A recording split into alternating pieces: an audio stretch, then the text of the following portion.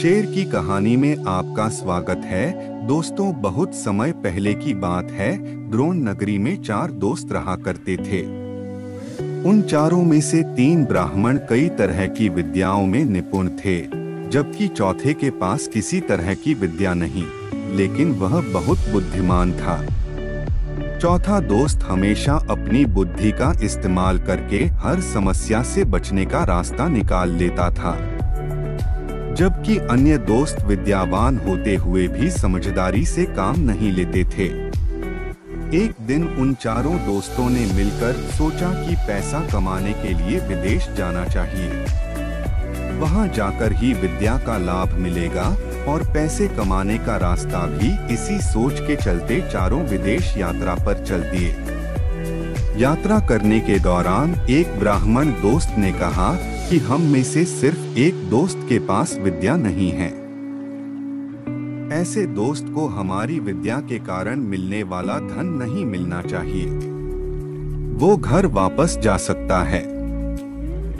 इस पर काफी देर चर्चा करने के बाद दूसरा दोस्त इस बात से सहमत हो गया, लेकिन तीसरे दोस्त ने कहा कि ऐसा करना ठीक नहीं होगा।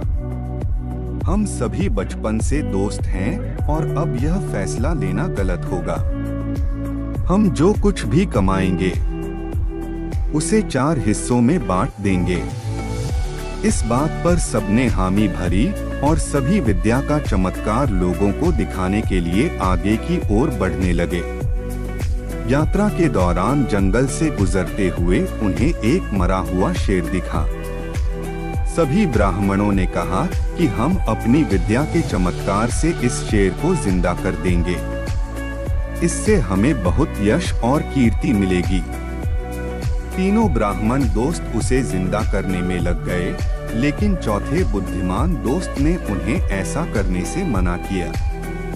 उसने कहा कि अगर तुम लोग इसे जिंदा कर दोगे तो वह जिंदा होते ही हम सबको खा जाएगा। चौथे दोस्त के बहुत कहने के बावजूद तीनों दोस्त नहीं माने।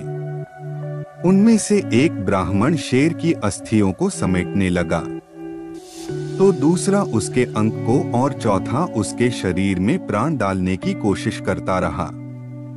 तीनों को अपनी अपनी विद्या का इस्तेमाल करते देख चौथा दोस्त डर गया। उसने अपने सभी मित्रों से कहा, ठीक है, तुम लोग अपने मन की करो, लेकिन मुझे पेड़ पर चढ़ जाने दो। इतना कहकर चौथा दोस्त झट से पेड़ पर चढ़ गया।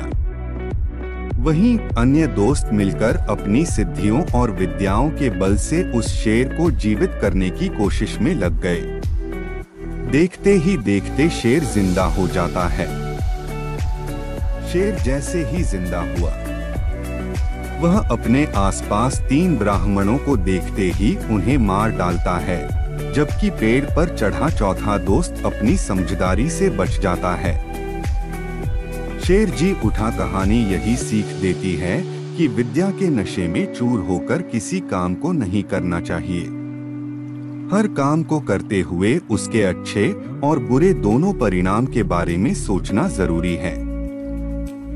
सिर्फ विद्या में निपुणता ही नहीं, बल्कि बुद्धि का होना भी जरूरी होता है।